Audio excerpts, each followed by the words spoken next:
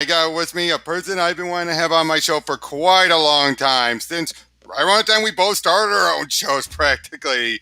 Tristen of Nerdette's Newsstand. Tris, thank you for finally coming on. Oh, no problem. I've been trying to get on here for quite some time, and I appreciate you having me on. You always help my channel, so I appreciate it. Yep.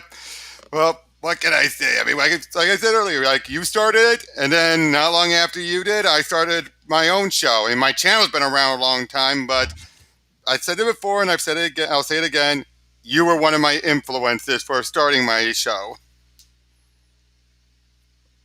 Well, thank you. That's kind of that's like amazing to hear. I really appreciate it. Yep. Am I cutting out? No, you sound fine. You sound perfectly fine. There was a little bit of a delay, but you sound good now. Okay, hopefully it all works out. Hopefully. I'm in such trouble with Yep. this. So yeah, like it says on the title, you and I are. This is just going to be a general, stream, shooting the shit, just talking about whatever. But there are going to be some specific topics that get us all started anyway, such as, well, the big one I wanted to talk about and get your opinion on: should Bruce Wayne give all of his money away to solve Gotham's problems? Because I've been seeing that pop up way more frequently lately. That pops up like every 6 months or so. Like people are like, well, he could just basically, give all of his money to charity and he would be able to solve world hunger, or at least Gotham hunger, and solve all the societal problems and make everything better. Yeah, no, that's not how that works. It's just simply not. Bruce Wayne does give to charity multiple times. Mm-hmm. And look how that does. He definitely take a lot of his money through. What's that? I said, look how that does. Yeah, and a lot of times with Wayne Enterprises, they help a lot too. So Mm-hmm. that's not going to help. I mean, of course, if he gave his money away, it would help in a minute amount, but then the money Yeah. would be gone. There would Oh, be no way to help further from there. exactly. And that's the one thing. Everyone can like, oh, he gives all of his money away. It's like, okay, Gotham is roughly the size of New York, just to be Right. generous, correct? And if he was to give away enough to every single citizen, including crooks as well, in Gotham, oh, that would be a minuscule amount, even for a billionaire like him. Because that's the thing, he's a billionaire. He's not Scrooge McDuck, where he's a trillionaire. And not only that, though, once he would do that, he'd be out. He'd be able to give enough to everyone once. And it's like, what happens then? Nothing. Except that, won't be able to do it again. Well, like he'd be able to give them like $5. Yeah, something like that. And it's like, these people who say this stuff don't know the character at all. They just think he just beats up the poor, where it's like, okay, the occasional crooks, maybe a good amount of them are poor, but a good number of them are just nuts. I changed my high resolution audio. I hope that helps me not lag as much. But so my deal with this is it would only give, a very minuscule amount of money to each person. So even with all that gone, he's not going to be able to actually help the people that need it in the future because it's over. I don't know. Have you been reading The Imposter? Yes, I have. Yes, I have. See, my issue with that, and I like the way they're going, and they're not doing the money thing, but they're doing like the Bruce Wayne beats up on the mentally ill thing. And I in that Ratcatcher's really like endearing, right? And I like the way they're doing it, but it feels like it is. I think it's Mattinson Top. I don't know. I don't remember his name. I don't remember the names either. Toppelson or something. He feels like one of those people that go to the money thing because we're going to the whole. He's beating up on the mentally unstable, and I don't know. My biggest issue is people who say that don't legitimately understand at the fundamental point where Bruce Wayne's money goes, besides Exactly. Bat Tech or his family, in general is creating, go to the community. Yeah, exactly. But here's the biggest thing of all, though. Yes, Bruce gets to throw all that money at charities, but you know whose pockets that's going to line? The Court of Owls. Oh yeah, yeah, absolutely. And you know what? Let's be real. A lot of charities are Tax crooked. write-offs. They're tax write-offs. Yeah. That's all they are. They're just like, oh, throw all this money, and I'll give this small percentage of charity. The rest, right in back in my pockets. And that was one of the big things that Curse of the White Knight revealed. You're right. Yeah, I forgot about that. Yeah, and Bruce didn't know, though. He had no idea that that's what the funds were going to. Well, yeah, but like if even bringing it to real life, look at recently with Black Lives Matter. Mm-hmm. Or any of those type of causes. Or Time's Up. That's Roberta Kaplan. A lot of those really take the money that are supposed to go to battered women or the Black community and line their pockets with it and buy brand new houses and all this different real estate and just kind of embezzle that money. It never goes to the people you wish. So if you really want to what he's doing is truly helping more by getting rid of crime. But if you really want to give to charity, don't. Give it to someone directly. Take, that person at church or, that you run into at the gas station that's suffering. Give them the money. Because if you gave a charity $100, it's likely that $5-10 is going to see an actual person. Right. But I will also say this. One prime example I always remember. Did you read Grant Morrison's Batman run? No. All right. Then give me one moment then. I'm going to actually grab it, the book so I can show you. I'm right back. I'm just going to talk to the chat. Hello, Hominis and Leo and Bianca. And let me see. Hey, I'm not used to being on this side of it. Can I move this? I totally can. Hello, Hooded Justice and Incubus. I'm totally not used to being on this side of it. I don't know what I'm doing. You're doing fine.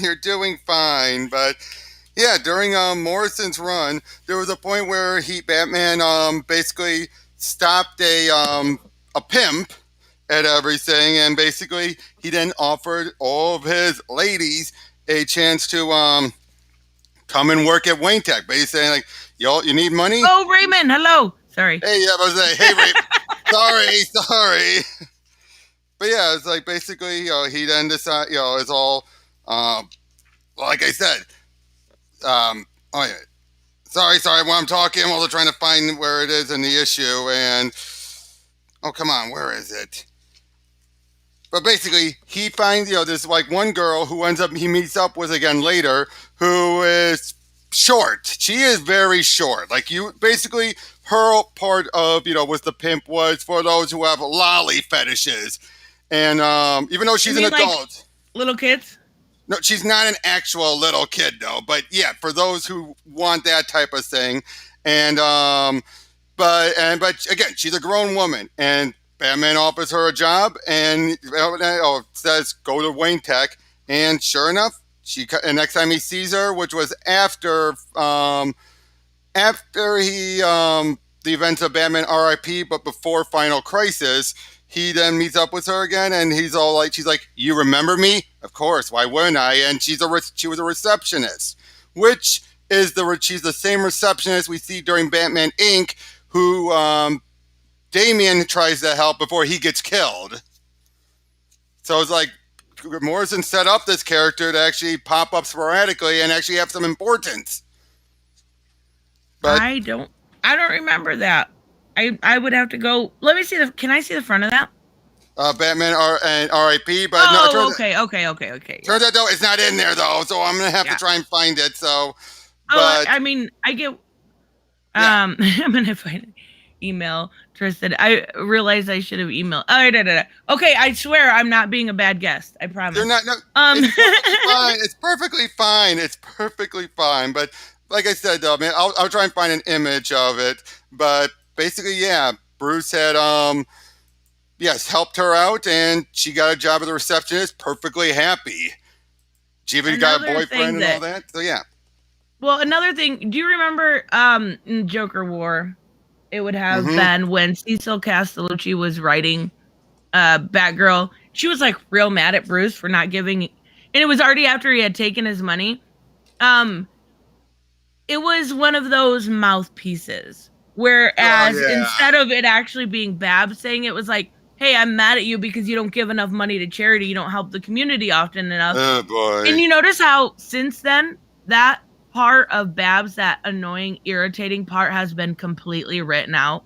Gee, wonder why? What? And maybe it could have been the writer who was doing it. Yeah, it was what like I like a couple issues from Cecil Castellucci. I didn't mind when they had brought James Gordon Jr. back in. I Right. didn't mind the tie-in that I think it was like 47 or something. But Something like that. Yeah. Cecil Castellucci used Babs as a mouthpiece in order to get that whole narrative Yeah. going. And then they just completely, same with the Furies. Anything she did with them, they just completely like pretended it didn't exist. They're like, this is Yeah. terrible. I Yeah. can't, I hate when people use that like a character so out of character that you have to rewrite it the next writer, right? They have to Yeah. completely change it. Yep. And then they introduced the Batwoman that's in the current seasons, and never nothing was done with it. It's like, oh wow, fan service. Are we gonna see anything with it? Nope. Oh, the Javicia Leslie one, yeah. Yeah, she showed up during all that, and then was like, "You doing anything with it? No." She showed Then up in wow, Urban Legend also. yeah, oh yeah, she definitely showed up during Urban Legend, and yeah, it was just like, are they really going to do anything with her, or are they just going to, ignore it? It's like, ah, hold Yeah, on. Yeah. I don't know why they did that. And the only thing I can think of is they were trying to get, because it was Batgirl 50 where she showed up. So I'm assuming they were trying to get sales up, Hey, looking at it rookie as from critic. a key. Oh, hello, Ricky. Haven't seen Um, him in a while. I know. I'm assuming they were trying to go, hey, this is a key. This is a brand new episode. This is a brand new character. This is, Yeah, for the spectators, because there's definitely a market for that. No Man's Land definitely should have never been fixed. I love No Man's Land. That was an amazing story. agreed. But hold on, I think I found it now. Just give me a moment. Just trying to get everything ready, and I can show you of the character I'm talking about. Oh, you're fine. Yep. Hold on. The one problem with Read Comics, you have all these different ads popping up. It's like, get away! Don't you hate that? But hold Oh on, hold boy. on. Yep. Close, skip, and there she is. Oh, she's so cute. Yep. She's like the original Punchline. Kind of, yeah. But yeah, her name's Ellie. But yeah, look how small she is. She's a teeny tiny thing. I love her now. Yep, her name's Ellie, and yep, she said she has a boyfriend in a band, and just said we saw it was you. Just came over to say hi and just see if you're okay. Don't worry about me. Be good, Ellie. But yeah, it was just little things like that that Morrison had Yep. Bruce do, and it's just like, but yeah, he's like, you remember my name that night? Why wouldn't I? It's just little things like that. You're just like, aw. Like I That said, is so sweet. yep. But yeah, she's a receptionist, which, like I said, makes it clear she is a grown woman. Just the way her body is. Right, she's just a little thing. She's just short. Yep. Nothing wrong with being short. I think you know that pretty well. I are they I thought I heard that they were basing maybe it wasn't RIP. But I thought I heard that they were basing the new Batman movie off of that. I don't think it was R.I.P. It couldn't be because that's where Batman. You'd have to have Black Glove. You'd have to have Batman already be a a master of everything to be able to do that. It's like no, I don't think. I think it's some other stuff. Probably Long Halloween again. I wouldn't be surprised. No. Or year one. I'm trying to look. I know the only reason I knew, because I don't pay enough attention to the movies, was because BJ Kicks did a video about it, about what it was going to be based off of, and I don't remember what it was. Oh, it's Ego. I should have known that. Ego. That was Darwin. Ego's a perfect thing to definitely to base it off of. Yeah, and this funny thing though, it's one of those well-known ones that gets reprinted, but it's not that well-known. It's amazing though. Good morning, Eric. Good morning, Eric. Hominous. I miss War of Words. That's on her show. You know what? Let me look at I always put everything in my Google Calendar because I don't remember. Like I have the worst memory. I do have something set up. I have Bueller coming on Tuesday, maybe Sunday. I wasn't sure what I was gonna do on Sunday, so that makes it easy. Yeah, do another War of Words. We'll plan on that for Sunday. That should be fun. But the main reason why I brought this up is because I'm going through Twitter and all that stuff. It wasn't just seeing on Twitter, but seeing two YouTube channels I usually respect and enjoy, both doing the whole thing. One of which doing going as far as saying, seeing as how you're white at all. It's like, really? And that was from Lowbrow Entertainment. But the joke there though is there actually is a decent joke at the end, and basically the whole choose about saying you should do this and that. Yeah, the comment section tore into them, but then eventually Batman's like, "You're right. I should bring you on board as my sidekick." And then what does he do on his first adventure? Leaves Bane to kill him, and he says, "Don't worry, Robin. I will put make a monument with your costume, and it will further encourage me to fight for the city." Oh I didn't see that. Speaking of Robin, what did you think of the new Batman and Robin? Oh, Robin and Batman? I loved it personally. Oh my god. It was simple and beautiful at the same time. I thought it was going to be a Black Label, but it turns out, no, it's not. But yeah, what I love best about it, though, is the fact that Robin actually is something special to Dick. The idea that he went through in earmuffs if you haven't read Robin and Batman, but the idea that he went through his his journal was like, okay, you're going a little bit too far, but what he took from it was so good.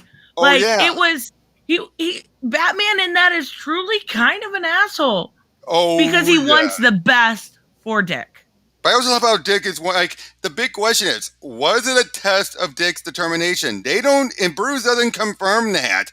But I like how that's what Dick thought. He thought I thought it was just a test to see if I was ready. He's like, yeah, ready to get your butt kicked by Killer Croc. Yeah. But I like the idea of Killer Croc, earmuffs, working at the circus with him. It's so good. It all ties together. Killer Croc's such a good character. Even in the weird ass reptilian, he's such a good character. Even when he's an anti-hero. Definitely. That's the one thing about Killer Croc and Clayface lately. They have lately had to be where they can both be good allies as well as still be enemies. Look at Batman Earth 1 with their Killer Croc. That's what I was just going to say is Earth 1. And you know what's weird to me? What's that? Talking about Clayface, they introduced Mariko Tamaki did the Lady Clayface stuff but she never showed back up. I don't understand what that was even about. Well, to be fair, Lady Clayface has been around a long time, so I think all Mariko was doing was just saying, "Hey, she's still around." Yeah, I guess. Mariko Tamaki's Detective Comics is so good though. It's beyond good. It's much better than Tinian's. I really was on board with Tinian as a writer when he first started Batman. I loved his stuff. And then it got to the point, at first my biggest complaint was, you're only using tech. You're using all this new tech, you're using all this new characters, and now it's is Batman in the comic? Because it seems like all your new characters are front and center. This is a Batman title, at least like. I do remember people making that complaint saying, "Oh, it's Batman's guest starring it." Although then they would say it's further cucking Batman. It's like, okay, Oh, I agree with your first part. I completely disagree with the second part. Would you guys stop going overboard? yeah. Oh, yeah. I don't think they did, cuck them, but he's definitely taken a back seat in his title. I'm curious. I don't think that's gonna last though. I think Joshua Williamson is going to Oh bring yeah, him with Abyss. And now the Abyss line, is that going to be in Gotham? Is that before or during Shadows of the Bat? this is definitely before Shadows. I think Shadows are going to be building up toward. So I think all he's doing is setting up the new status quo for Bruce, whatever that is. Which I hate to say it, was a one regular issue and the Omega issue left. How the hell Bruce is going to get disillusioned beyond me, because they're not showing any signs of disillusionment yet. Yeah, none whatsoever. I thought they were gonna do it with when he was dosed with the cherry cheer. Yeah, yeah, And we haven't heard about that again. And then he was dosed with the fear toxin. I'm like, back to back, happy and fear. That's gonna fuck with him. No, he's fine. Like, well, as far as we know, he's fine. For all we know, he could be faking being fine, and Bruce is very good at faking it. That's true. That's true. But we'll have to wait and see. They're gonna have to do something in order to get him out of Gotham. Something big, and they haven't built up to that yet. Not like they built up Warworld Saga. Like they did a good job building that up. A surprisingly good job. I gotta say, the first issue of it, once they had the big twist of earmuffs, although Tristen talked about in one of her videos that he has been weakened since Golden Age, the story arc, I mean, and it's like, that explains that puts into context all of his actions in the build-up to Warworld. Holy crap. Hooded Justice, love your video about Kelly Sue DeConnick. Sorry. Yeah, thank you. You're the only one. Thank you. I loved it. I have been waiting so long for that book to come out, and I gotta say, Kelly Sue DeConnick, she is a decent writer. And I wish people would just lay off on the whole, you don't like it, don't buy it. Now, granted, once I saw that full rant of hers, I'm like, was she a little unhinged that day if you see the full rant? Because it is a bit like, yikes. But it's like, it's been years. Could you guys let it go? Yeah, and that's what I was telling people in the comments. That's my biggest issue with cancel culture, is there is no redemption. Yeah. There's no redemption. That was what, like, I don't know, maybe 5 years ago at this point, 4 years ago? No, I would say 3 to 4 years ago. It was right at the early days of CG and all that. Okay, so even say 3 to 4 years ago. If you watch that link that I put in the video with Word Balloon, he does awesome interviews. Always awesome interviews. Oh, I have been following him back when he was a podcaster. Oh, yeah, he does a great job. But if you watch that, this woman, like, is so passionate about Historia. She wants it to, and then she even like at the end, she's volunteering his time. Like, hey, when everybody gets their books, we're gonna come back and we're gonna go through them and we're gonna go page by page. Like, the passion was there. And when she was talking about women's rights, and this is written for, like, her demographic is women, but she wants everyone to read it. And, history being told by the victors, we're going to hear the other side of it. And when she's talking about it, she's like, that's probably going to blow up in my face. You could see that frustration. And I'm like, you know what? I feel bad for her. Oh, yeah. I do. I feel bad for her. And at this point, I think I'm going to, I read her Aquaman run. I didn't mind it. She got rid of the monarchy, which was silly, but I see why they did it. Well, especially if they're going to have him have a kid and everything. I think she was trying to head off at the pass, saying that just so no one feels they're obligated to have it be, oh, he has a daughter, but he still has to be king. No, I'm getting rid of it so he can be a dad. Yeah, exactly. And then we've got the Aquaman event coming up. So I get why. I'm assuming she was probably told to do something, Probably. Tell your story, but it has to include this. how many of these things were actually editorially given, and how much of this was their ideas from the beginning? It's so hard to tell, actually, to be honest, because there are times where you think, "Oh, that must have been editorially done," and then the creator later says, "No, that was my pitch." It was like, "Oh, Yeah, exactly. And then I really like, it's been long enough. She's been, whether it's harassed or boycotted or whatever, it's oh been yeah." long enough. And I think branch is what both sides need to do, but that'll never happen. It won't. Not especially when you have people pushing stuff like, "Oh, there could be another lawsuit coming up with Siegel and Schuster, even though DC definitively has all the rights." Yeah, I posted on my community post on that. I was debating whether or not to do a video, but I'm like, no. Because I think it took me a really long time to figure out, but a lot of people don't want the truth. They want to live don't. in their ideal, whether or not it is based in fact or it is subjectivity. Mm. People want to hear what they want to hear. Their And confirmation bias. yeah, well, it's not even just that. It's straight up, a lot of it is ideologues, but Mm-hmm. it's straight up fabrication. It's not reality. Yeah. And people want that.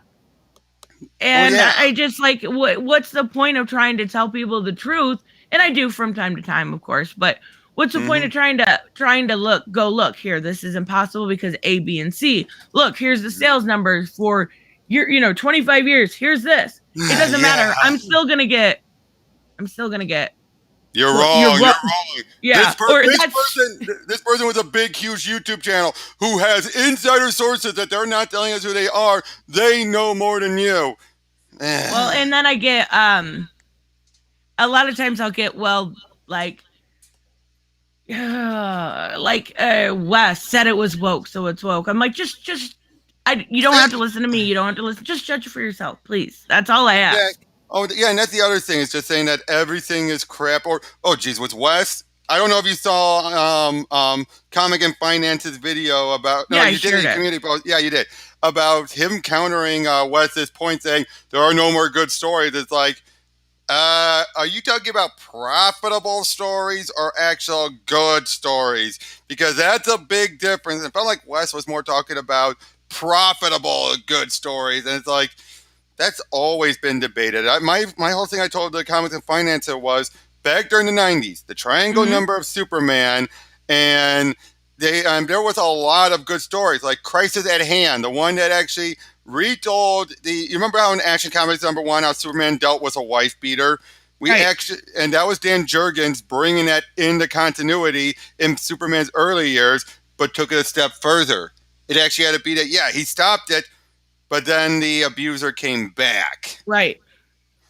and shot the wife. And then, of course, he's blaming Superman, saying, "Why didn't you kill me? I wouldn't have done that." And it's just like, yeah, just how heartbreaking. Incredibly well done story, didn't sell. Not that well. Because Superman, believe it or not, it wasn't selling that well. That's why they were able to get away with the deaths. Because they thought, Right. oh, it's just going to be this little event and everything. But then it's like, it exploded away. They were like, whoa, shit. But even countering your point a little bit, there is profitability. If you go, the problem is when people show numbers, I've noticed, they will show floppy sales. Okay. So this, floppy sold, say, 100,000, and that's usually a higher ones. But you're not also including that when you collect 6 that sold 100,000, Yep. it goes into a trade. Yep. And those sell. And then, Yep. 6 of those go into an omnibus. And then 6 of those go into a compendium. And they sell all the way down the line. Look at stuff like, the best stories are being told. Look at stuff like Stray Dogs, right? Oh, that was phenomenal. That was a sleeper hit for pretty much the entire comics community. And if you look right now, it is the top selling trade. It sold 15,000 units. The Star Wars at number 2 sold 10,000 units at $75 a piece. So Yeah. you're only including a very minuscule amount, and I've done it. Like I've showed the numbers and done it before, but you're Mm-hmm. showing a very minuscule amount. Um, Oh, if I, if, I I, if I can interject, during the 90s with Superman, you didn't have that many done for trades. They had to break huge numbers to get a trade. right, that's true. That's very true. But right now, Oh, yeah, now, you know, though, now, yeah. in LA, when it comes to those kind of sales, you've got them. Like I think number 3, and I would have to look to be sure. And you can't even show the pro sales numbers on stream Right. unless you change them. I asked the well, I think his last name's Milton. Mm-hmm. He said I could, but yeah, I have to copy him over into a different program, which is fine. But it's Yeah, that's exactly what I do. I always I do this in Firefox, then I copy it into Chrome, and then it's through Chrome is how I share everything. yeah, and the what is it? What's the Star Wars event? The newer one? Was it the Bounty Hunter one? No, it was the one they were all making fun of for a while there with the two like non-binary twins. I can't remember what it's called. It sold 10,000 units at $100 a piece for the first little bit. We're talking trades, not actual Right, floppy. right.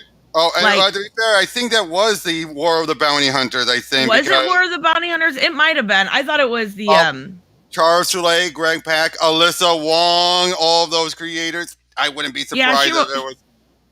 She writes Afro, right? Yes, and she also did. She's the one who did the Batwoman story in Urban Jungle. Urban Legends. That's what I meant. Why did I say Urban Jungle? Urban Legends. What's Urban Jungle? Urban Legends, yes. And I think that story, that story was pretty good, especially how it's playing up of the stuff with Alice. High Republic. Thank you so much. That's what it was. Street. You're right. High Republic was the one from last year, I think. Yeah, and that first trade sold $100 each, 10,000 units, in 1 month. Like that's phenomenal. Oh yeah, that's really good. But none of those numbers ever get included. And to be fair, I don't include them either. It's a lot of work to put all the numbers together. Like if you're talking trades, floppies, omnibuses, and compendium, that's like a 2-day job to put all those numbers together. I am so glad that we're getting more and more omnibuses of complete runs these days. I mean, oh yeah, like, I almost want to just take out my webcam so I can show you some of my omnibuses. You know what? I'll just do that. Nope, wait, not gonna work. Can't reach it. But I was gonna mention how I have the complete series of the Invisibles in one tome. Why the Last Man, one tome. Ex Machina, one tome. Oh my gosh. All that, yeah. Try to imagine reading all those, but you already know they're going to have stuff like Immortal Hulk or Donny Cates' Venom run are going to get those. Now, actually, to be fair with Immortal Hulk, the stuff with Joe and Bennett might cause an issue because they'll be like, oh, we're going to have to give them money for that. Well, then give him money. Like Immortal Hulk was at least 1 through 25, right? No, he did the majority of that 50-issue run. No, I know. I'm saying at least you got to collect those issues. Like you got to. Not only that, but King in Black. Oh yeah, King in Black. Yeah, definitely. Like I just jumped on Venom. Oh. Oh yeah, that was a great first issue. That was so good. It was so like I honestly I only jumped on Venom because Raymond, that is the least of my omnibuses. I've got so many omnibuses that it's not even funny. Can you show us your Didn't you Hamina said about showing, didn't you do a comic book like showing off your collection video once? Way back when I first you started. Should that's a good idea for a video, it really is. Oh yeah, I should do it again, especially since I've bought a lot more since then. But I'm gonna wait until I get one more bookshelf. There you go. That's a good idea though. But like, I only jumped on Venom because it was Ram V, and I like him a lot. I like supporting people I like a lot, and he's one of them. So I not a huge fan of generally the Marvel characters. Sadly, And Venom, I love the characters, but I don't usually buy that many of the books. see, the characters are, to me, they're like uh I don't know, like off-brand version of DC. Like I don't know what it is. But Venom is one, Venom's one of the better characters in my Oh opinion. yeah, I And got all the Venomnibuses that collects his '90s miniseries, oh my god. and a bunch of his other appearances between that and when Scorpion became Venom. And I'll be buying any ones going forward because Venom. What am I? I gotta buy it. Well, what I don't like, there's stuff I don't understand yet in it. Oh, I can But help you out with that because I didn't buy Donny Cates' run, but I did keep up with it. And long story short, there was, Null, the King in Black, was the ruler of the symbiotes and everything. And then he came to Earth. Eddie took him out. Now he's the King in Black, he and all that stuff. And his son, Edward, not Edward, Dylan. Dylan. Dylan, who was even though his wife died long ago, back by around the early 2000s, it was revealed that when she was She-Venom for one of the few times, she had become impregnated by the symbiote, which is what kind of pushed her over the edge eventually. And that was Dylan. Dylan was born, and that's why she didn't have what was known as the symbiote codec, which basically anyone who becomes a host has one of those still in them. And basically now he is sharing it with the symbiote, the regular Venom symbiote, with Eddie. I know that was a big, huge summary, but a lot of stuff you probably got in issue 1 as it is. Yeah, and I know they're doing the dual writing. Is it Rom that is writing Dylan? Dylan, yes. That's what I knew it by his writing. I knew the way because I've read so many of his books. That, like, you feel truly sorry for that kid. Oh, and yeah, I love the cat. I love the cat. Oh, yeah. Now, that is another symbiote, obviously, taking a cat form. But I should also point out, I do think this is what to imply that Dylan his aging has sped up a little bit. Because, I mean, I could be wrong, but I think that's what it's been implied. I think so, too, because it almost seemed like that was Eddie, too. At least from the last time I read Venom, who's the Spider-Man off-brand. I miss Sideways. Oh, I do too. But I gotta say, I am completely confused. Though, is Eddie dead? Can we see a skeleton at the end? Is that a fake skeleton?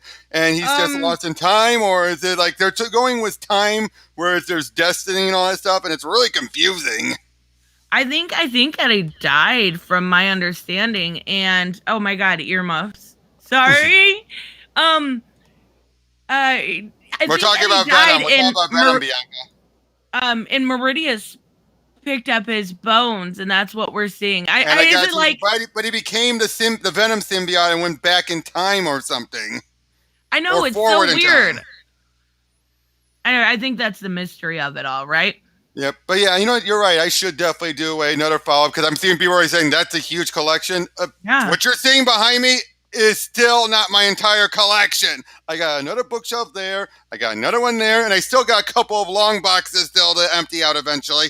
Plus, I got a full long box and almost a full short box full of current books. That's crazy. Yes, you have 555 novels, but all in digital. That's me. That's exactly like me, Ominous. 3 years collecting in digital. It's ridiculous, but I got it. Speaking of which, though, since I kind of teased it a little bit earlier, the stuff when people are still trying to bring about the Superman lawsuit or the trademark stuff. Oh yeah.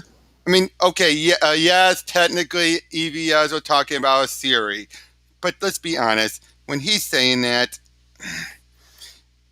Is he trying to get is he just more saying it because he's crazy and he's just throwing out random theories? Possibly, but the fact he's more and more saying I'm always right. I think when it comes to Ethan, Ethan's very smart. He's very business savvy, and he knows that if just like any good competition, Marvel versus DC, MCU versus DCEU. Any good competition is going to garner more outrage, more clicks, more. Yep. So by doing this, he's able to not only create an enemy, but he's able to um Keep make it people seem away. right. And by, you own I the mean, from DC, libs. keep people away from DC is what I mean. But yeah, it own the lives and everything. Because they're Yeah. like, they keep on saying DC's going to die. DC's going to die. I got sources that tell me that, and then people are going to be like, why should? Yeah, you're right, Leo. He is a And he is showman. entertaining.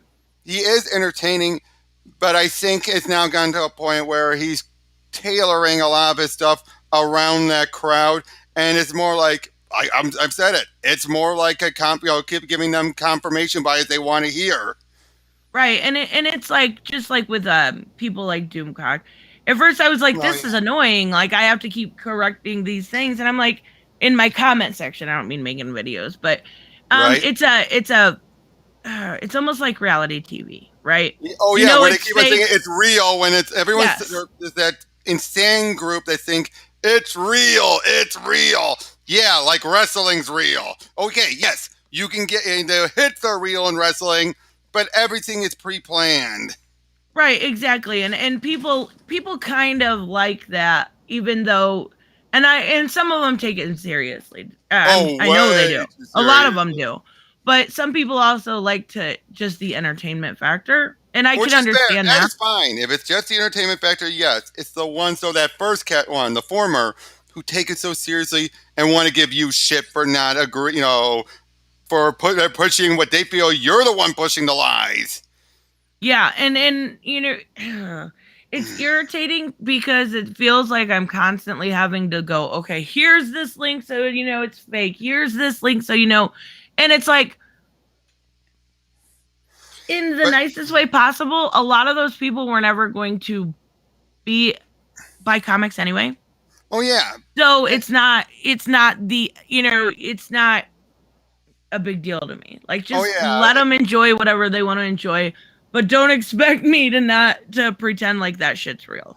Oh, agreed. And I will also say this is that I start to question how many of these people actually were Superman fans who followed the lawsuit if they're willing to jump on and believe, oh, you're right, Ethan's right, the lawsuit is going to start up again. Seeing those people was like, okay, clearly you weren't a big enough Superman to follow that whole thing, because those that were Superman fans follow that Remember. thing, yeah, remember it and follow that thing to the end, and would be like, wait a second. Yeah. Oh yeah. Personally, I can't stand Ethan's ego, right? It's the size of freaking New York. Now, as a person who actually has had Ethan on my show and all that, Lord I have agree. mercy. Let me finish. And I have to agree with Aaron Lepresti. There are two sides you see to Ethan. If you actually have him on your show and talking comic books, you actually have him say, we're going to talk about your work. We're not, it's not going to be an ego fest.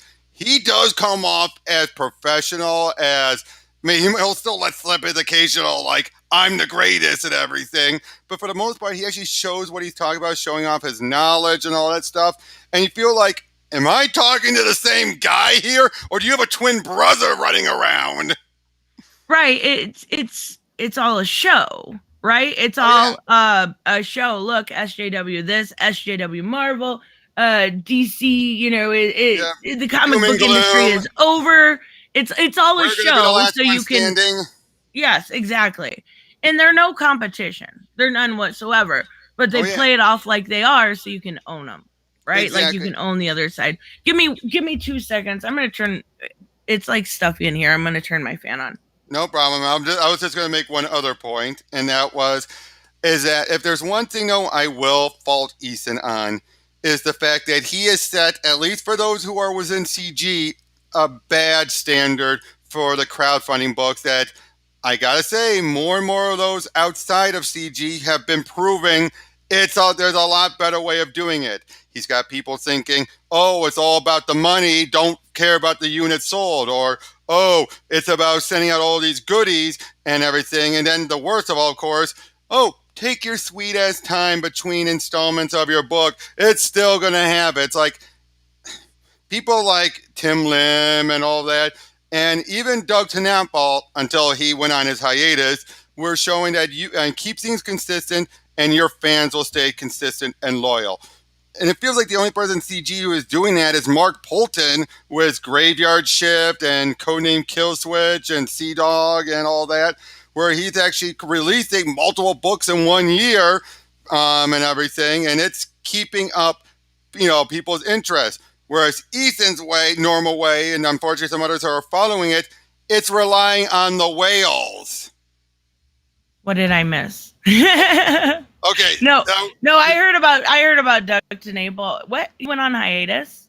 Well, for the most part, he did. And he hasn't continued Earthworm Jim nor Bigfoot Bill. So, but you have Tim Lim and Mark Pellegrini and some of the others who release more books frequently, get them all out, and they've developed and they have proven what should have been done. Keep bringing them out. Come up with a system so you keep chugging out books, and then eventually you would have consistent, increasing size viewership to the point where they are up on Amazon's top lists.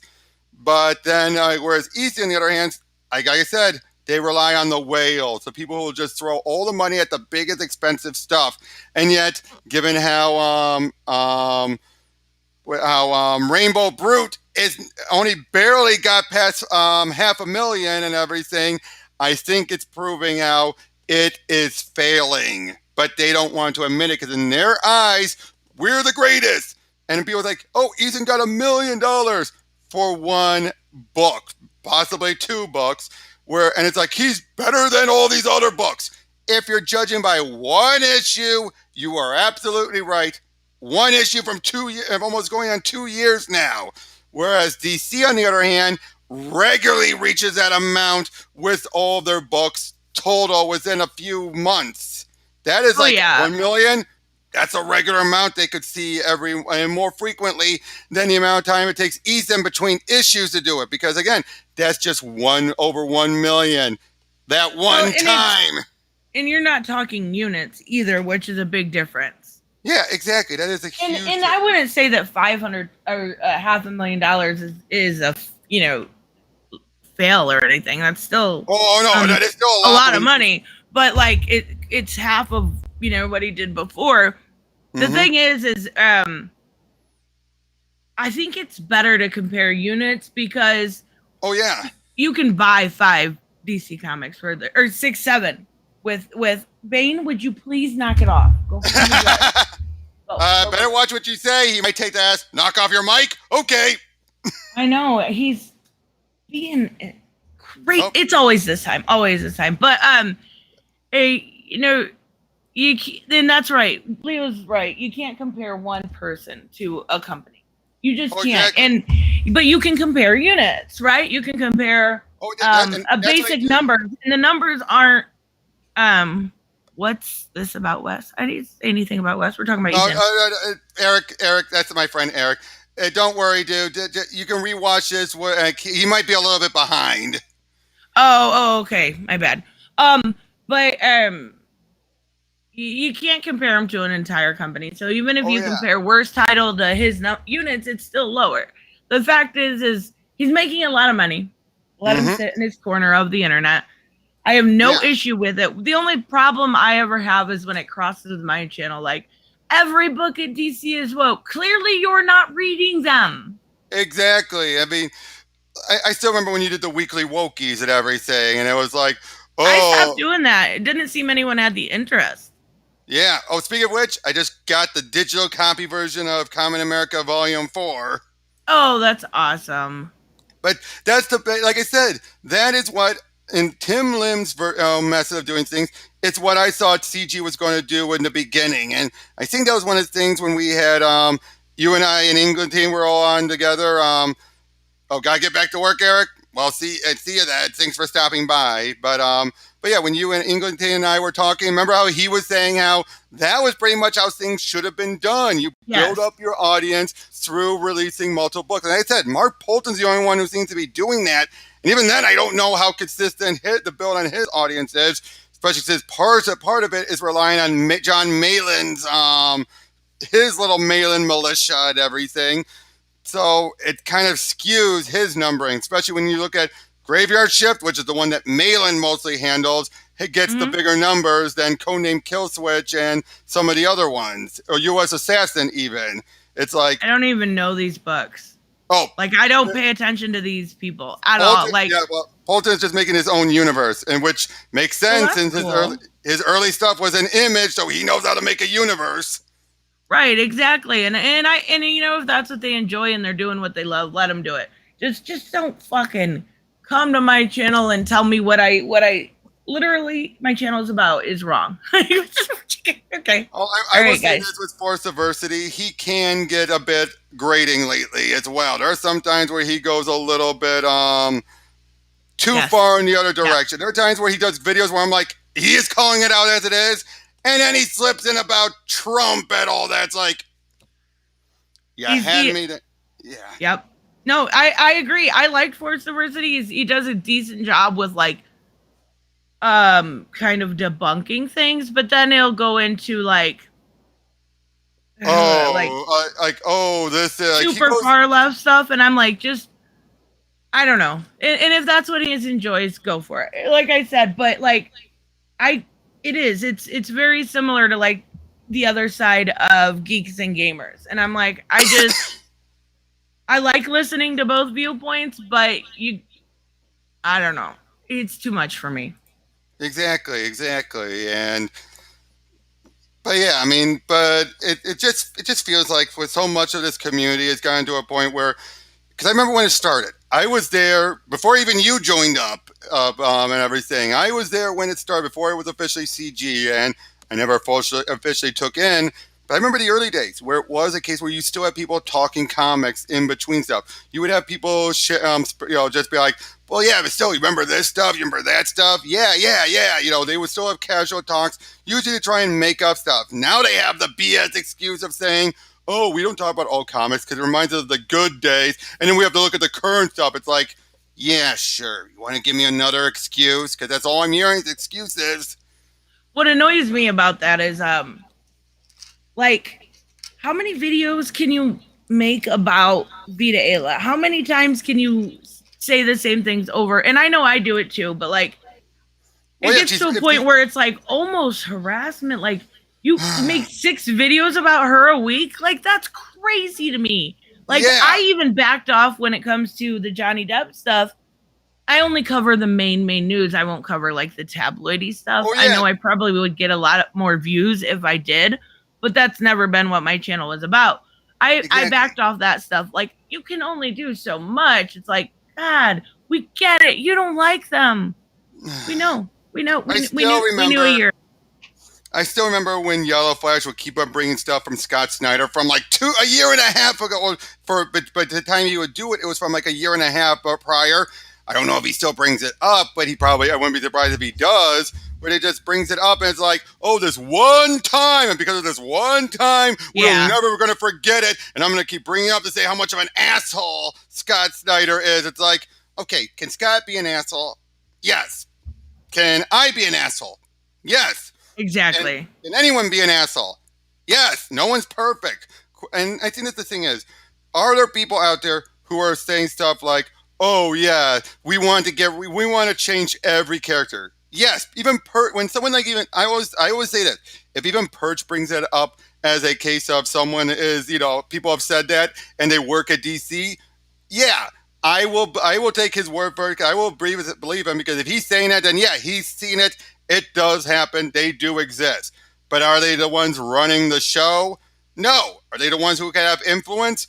To a degree, but it depends on if they're actually going to listen to them at the editorial summits or not. I would say the one that has the most influence is Tom Taylor, and he's not wanting to change every character. He's said for a long time he wants to introduce more LGBTQ characters, and he has. He's introduced Wink and Airy and now John. But it's not a necessarily an agenda Even then, I don't of a think company. It's an agenda of one.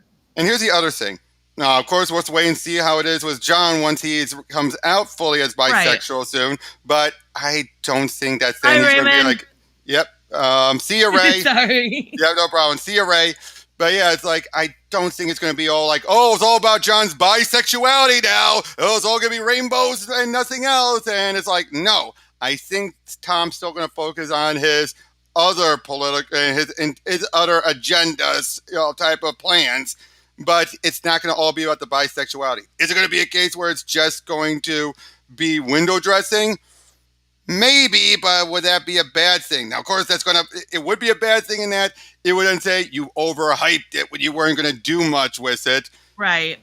But at the same That's time, pretty normal. They did the same thing with Venom, and they do that like queer baiting all the time. But even the queer baiting with Venom, though, was not really what it was. Taken out of context. Yeah. Yeah. It was saying, like, this is our coming out of the closet moment. But that was more saying, and I've actually seen the movie. It's a case where Venom comes out saying, "We're Venom, we are free," and everything. It's a joke about how he's at this in this gay bar like event, and he's basically saying all this stuff that has allegories to it. But it's basically like, if you want to read more into it, you're happy to go ahead, but that's probably not what is being done. It's, again, what an allegory should be. Yeah, exactly. And what drives me crazy, you guys were talking about people like Geeks and Gamers, and then on the other side, Forced Adversity. What drives me insane about it is because I'm, I don't know, kind of in the middle of both of those. It's like, okay, well, you have Chuck Dixon on, we don't like you. You have just some guy on, we don't like you. You have Cavernacle, we don't like you. It's like, there is no happy medium anymore. There is no gray area. You are either team A, you are team A or B, and that's what team you have to stick to. And I'm like, no, what people judge upon, of course, right? Birds of a feather, they assume. People judge upon who you interact with. And when it comes to something like a channel, I don't care who you are, you cannot deny what Chuck Dixon has done for the comic book industry. And I'm not going to sit there and deny it because the left doesn't like him now. Like, no, that's not a game that I'm willing to play. Same with stuff like the Cavernacle. Picking somebody's I love having conversations about stuff I don't agree with necessarily. And look, Bianca just made a good point. Constant anger will just give you heart attacks. Yep. Right. I enjoy learning other people's viewpoints because I find it interesting how people think, right? The psychology behind it. Yep. And it just, ever since I've started to, kind of doing more streams and having different minded people on. Oh my God, my channel's become like, I've lost so many subscribers. Because there's stuff they don't want, like you said before, stuff they don't want to hear. They just want to be like, and as someone else said earlier, at least Tristen doesn't block people. I mean, you do, but only if they really push it too far. Like, they go way too far, but that goes without saying for anyone. You don't do it willy-nilly like everyone else. And you definitely don't do... I only block if someone's crude, usually. Yep. And you definitely don't do the pin comment of shame. No, I would not. I know. I think it was Shelby. And I like Shelby. I think he said I've done that before. I did when I had an issue with a weirdo stalker that was literally, I think at this point he's made 28 different accounts to stalk me. That's the only time I've done that. And he could still be out there for all we know. He's just actually changed his game for all we know. Yeah, I have no idea. But he seems to have at least kind of cooled down with creating new usernames. But it's like 28 different accounts because I liked The Last of Us 2. Yeah. You're right, Leo. You're right. Leo corrected me. She doesn't block for disagreeing. Exactly. Yep. Again, unless you can become a big ass about it and just constantly do nothing but come into shit and everything, then it's a case where it's like, okay, dude, chill out, all right? Well, unless you're like, if someone comes and comments on every single person's or starts calling people mean names, or if I'm doing like, say I have just some guy on or Cavernacle and someone comes in and starts being rude. Like at the end I was so embarrassed. I was so embarrassed at the end of my Just Some Guy stream. Someone came in and called him the N-word, and it like I got rid of it right away, but I Yeah, emailed him and said sorry. I don't even think he saw it. It was after we had already said goodbye, but I was like, you don't come in and disrespect people. You just don't. exactly. And there's always going to be these people who are going to come about who feel like their word matters most. And it's like, and then, like I've said, that is where I think this whole mob mentality comes from a lot of this community lately. And I'll be honest, have I been looping more and more people in when I say stuff like all the anti-SJWs? I openly admit, yes, I do. But that's because I'm more Yeah, it's judging. hyperbole. Yeah, it's hyperbole. And I'm also judging when I look at the people. It's more the people who are judge, being all, oh, what Ethan says is the gospel, or what Bounty in the comics is printing is the truth and everything. And it's like, especially when it becomes a case of Ethan says it, Bounty in the comics then does an article It's a about circle jerk. Yeah, it's a circle jerk. Because then you have then Clownfish and the others then use it like it's a reliable news source. And it still bothers me that Tim Pool uses Bounty in the comics sometimes. I You said you know. would know You would better. think you would know better. Didn't Exactly. Tim Pool used to like check. I knew he used to have a website where he would check. He still does. He still does. I did delete it right away, Spidey. It like instantly. But Leo, why did I call you Spidey? That's so weird. Because he's Yellow Spider-Man. I know, but I've called him Leo for forever. But yeah, I won't allow disrespect to my guests. Like Me neither. no. But yeah, I'm surprised. Like surprised that Tim Pool. He used to have like a news check website where he would check. He still does that, but he's gotten a bit more full of himself, especially ever since he moved into his own place. You know what I'm saying? Oh, we're going to be fact checking. We're going to be doing this. It's like, yeah, huh? Show me. Yeah, I haven't watched him lately. You know why? Because I hate politics. Yep. And it's not that I hate to know what's going on. It's not that. It's I hate the fight. It is just a game of division right now, and I just won't. I don't want to play into it, and I don't care. And I don't care about Biden because or Kyle Rittenhouse or like the Biden stuff's so funny to me because for 4 years you heard Trump derangement syndrome, and then they turned into that. Like I just no. Yeah. Oh, humanity needs a break. They do. They really do. Echo Star, brand new Marvel announcement. No clips released, but an Echo stars Alakia Cox as Maya Lopez. Okay, she'll be introduced in Hawkeye. But that's cool. Agatha, we already knew that one. Oh, getting her own show? Yeah, we already knew that one because, hey, it was Agatha all along. Go. I'm surprised they're, trying to... Who is Tim Pool? He also goes by the channel Timcast and everything. But yeah, he used to be one of the more fair ones. Like when you have to say it, like he's a milquetoast fence sitter and all that. He's not.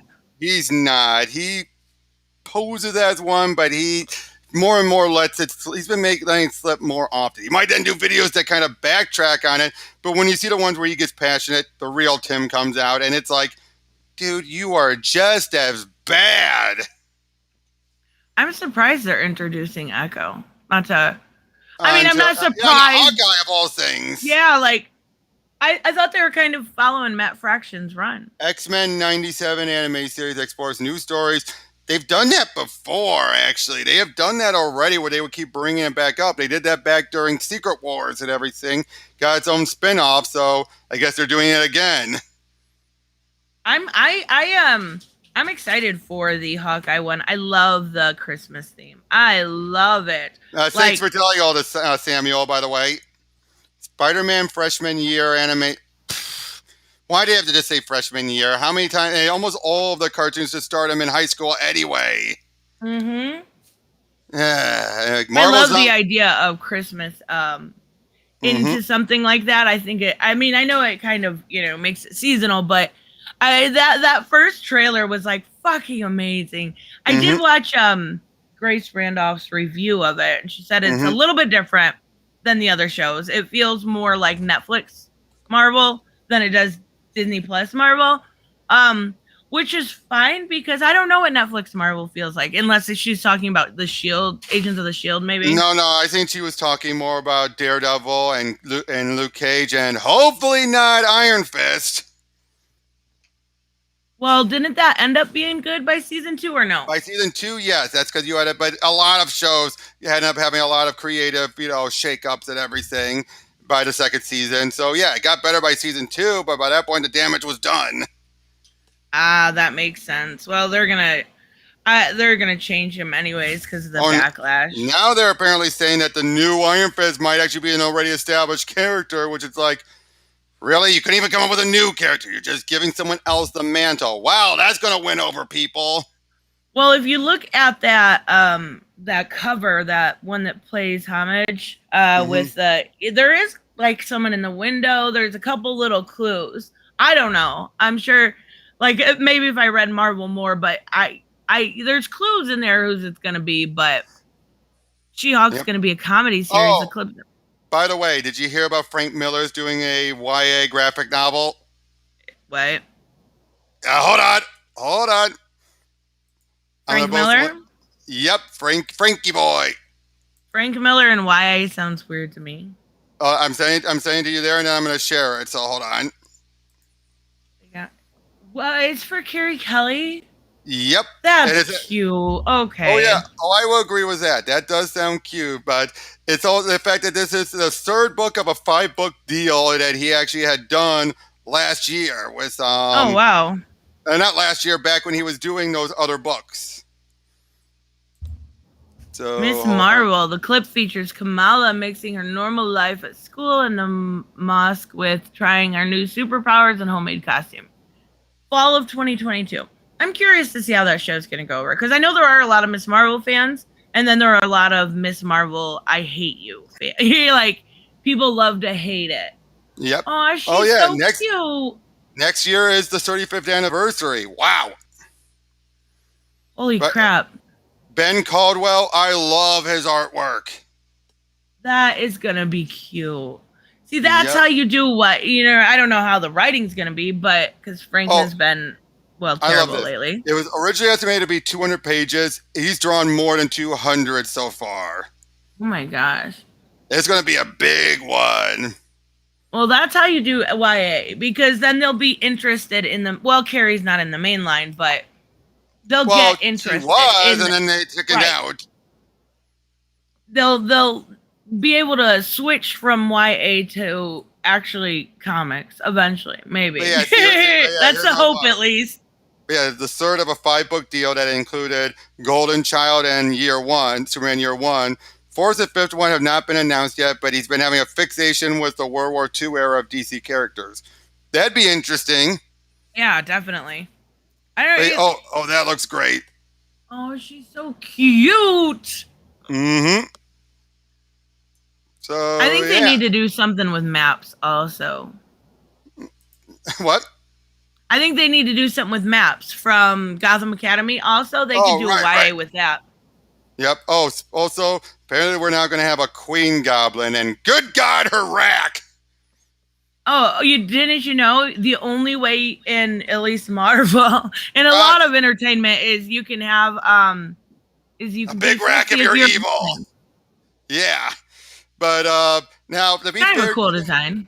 Oh yeah, and given how Nick Spencer left Norman Osborn being mostly, removed of his sins and everything, it makes sense that he won't become Green Goblin and someone else would. But yeah, totally, because I'm totally following that. Oh, and unfortunately, it looks like Justice League Incarnate's been delayed again. Yeah, 3 weeks. That's some bullshit. Definitely. It's like, this is the second part. This is starting to become like when Jeff Johns kept delaying all the different Rebirth, installments and everything. Yeah. Oh, and good news. Yep, good news. The ransomware attack has been finally resolved. Did they pay? I'm about to go look. Did they pay? That sounds about as likely as an Alan Moore, right? Like, it's weird. It doesn't look like they did. It doesn't look like they paid. Wow. I'm surprised. Well, at least they got it back. That's a mess. Yeah, that was like a case of like, Yeah, but yeah, I mean, why? And I am Groot. But yeah, was Frank Miller doing a YA graphic novel? Who knows? It could be good. Depends on who the editor is.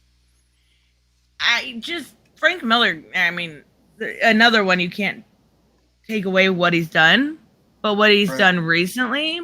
I mean, Superman Year One. I'll be honest. I liked most of it, but it was better than Bendis's books at the time. But now on its Right. own, uh, Superman kept on having a different love interest. Each one saying they were his true love, and then they were never appeared in the next book. It's like, what? And You're then just moving. Golden Child. Oh God, Golden Child. And it turns out Frank has been more liberal than people have thought. Oh, I'm sure. Everyone kept saying how it was this big conservative and everything. It's like, no, actually, he's been more liberal.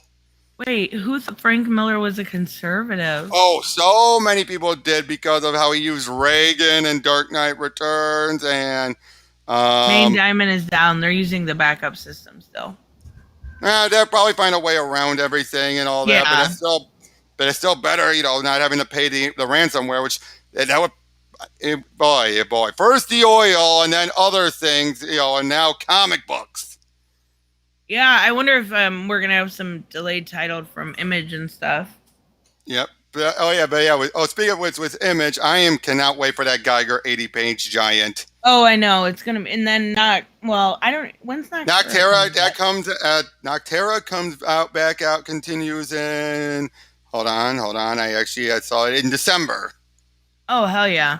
with a special. Anyway, Noctera special, Blacktop Bill. Oh yeah, Blacktop Bill. I love him. He's so cool. Yeah.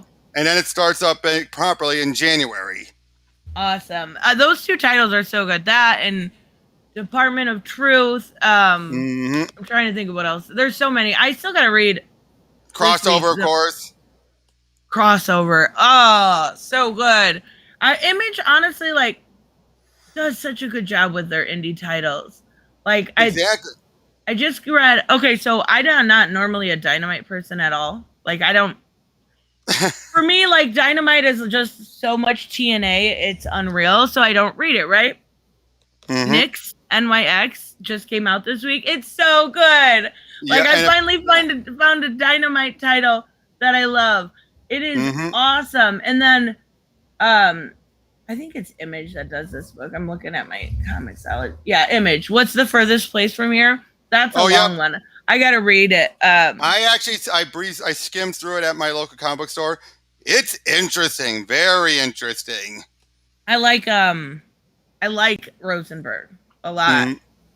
And Grant Morrison doing a graphic novel only about straight white male superheroes. His Green Lantern would count. Oh yeah, that's true. Incubus, his Green Lantern would definitely count because Hal was definitely straight through all that. Although, you want to know what Morrison revealed was Hal's true love? Turns out his Lantern ring is a sentient AI. That's his true love. I'm like, so you're going with Kirk's true love as the Enterprise's route. Yeah, I'll leave it to Grant Morrison. I'm not even surprised. I do like, though, I know people hated it, but his Superman and the Authority just made me giggle. I liked it. Or Garth Ennis, Warren Ellis, Mark Millar doing a comic book where it's actually superheroes and the story is wholesome. Garth Ennis, if he's writing Superman, will do an amazing Superman. He gets Superman. He likes Superman. Mark Millar, his Superior, which was Superman-like. Seeing a pattern here, that was definitely a wholesome one. What was I gonna say? Predator.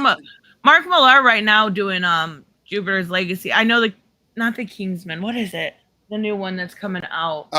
No, Kingsman. You're right. That's the movie Kingsman. coming out. That one's coming out, but his Jupiter's Legacy right now. I know I'm a show for Jupiter's Legacy all the time, but it's so good. They're taking it to the Uyghur Muslims.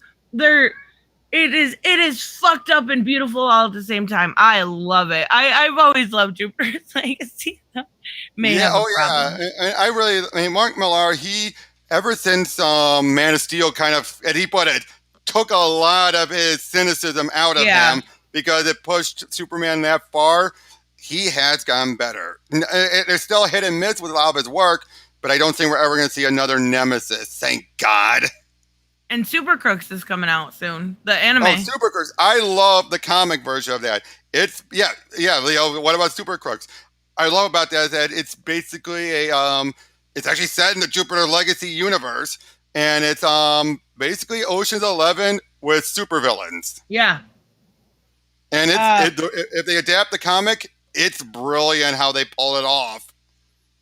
I'm hoping that it's good because that's another one that could cross over with a younger crowd.